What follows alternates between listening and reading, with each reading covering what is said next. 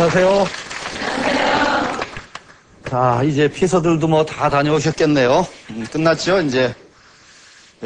요번 주, 다음 주에 전주에 이어서 역시 이제 지수사괴의 각 효들, 전 강의까지 지수사괴의 괴사를 마쳤습니다. 이번부터 이제 효사를 봐나가는 시간입니다. 지수사라고 하는 건 전 강의에서 말씀드렸듯이 군대를 얘기한다고 그랬죠. 그리고 전쟁을 얘기합니다. 지수사를 그려놓겠습니다. 그 다음에 위는 음이 3개죠.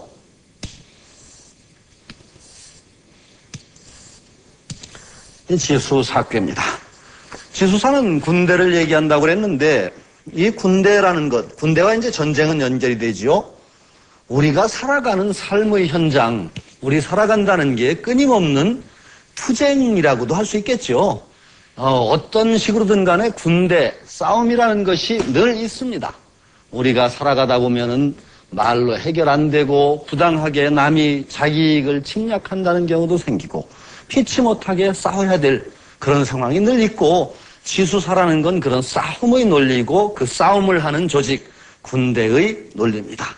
그 군대의 논리들을 아래에서부터 차근차근히 쭉 어떤 상황의 어떤 군대냐, 그런 싸움에서는 어떻게 해야 되느냐 하는 것들을 차근차근하게 봐나가는데 아마도 이번 시간에는 요 3번째까지 가지 않을까 하는 생각을 합니다.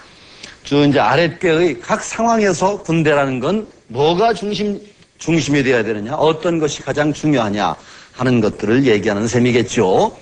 그러면 첫 번째 효부터 차례차례 봐나가도록 하겠습니다.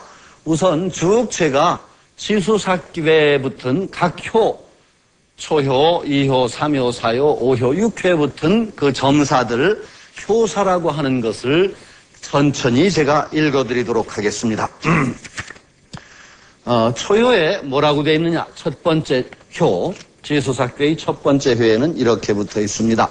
초육, 군사를 출동시키면은 규율로 하는 것이다. 규율이 중요하단 말이죠. 규율을 세우는 것을 잘 하지 않으면은 흉하다라고 했습니다. 그리고 그걸 상전에서 풀어서 군대를 출동시키면은 규율로 하는 것이니 규율을 잃으면은 흉하다라고 풀이를 하고 있습니다.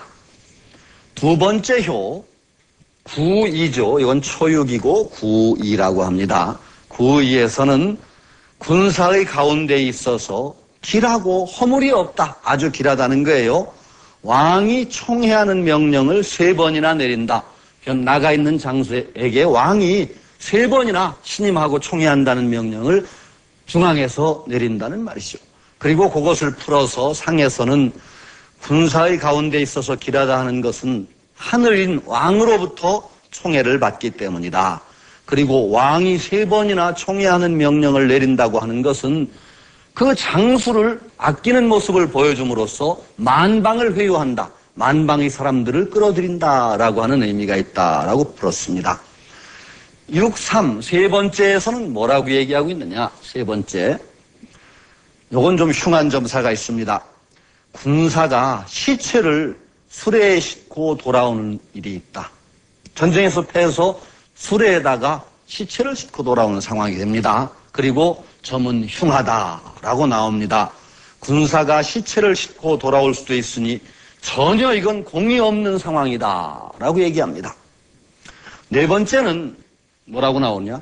군사가 후퇴하여서 머문다. 뒤로 물러난다는 겁니다. 후퇴하여 머문다. 그런데 여기에서는 뭐라고 나오느냐?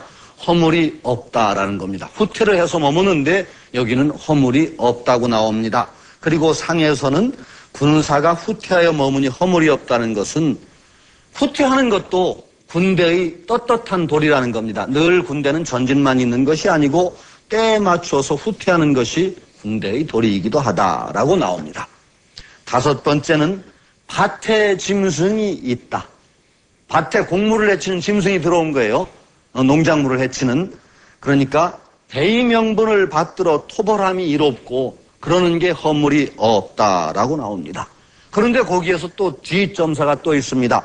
큰아들이 군대를 거느리는데 나머지 여러 아들들이 전쟁에 패해서 시체를 수레에다 싣고 돌아오는 그런 일이 벌어지면은 흉하다라고 얘기합니다.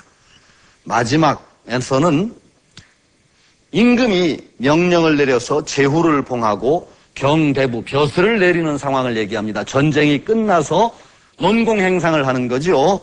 벼슬을 주는 겁니다. 공에 따라. 그런데 소인은 그런데 쓰면 안 된다. 소인에게는 절대 벼슬을 내려서는 안 된다라는 경계의 말로 이제 맺고 있습니다. 쭉 보세요, 한번. 이게 정말 이렇게 들으면은 완전히 암호지요.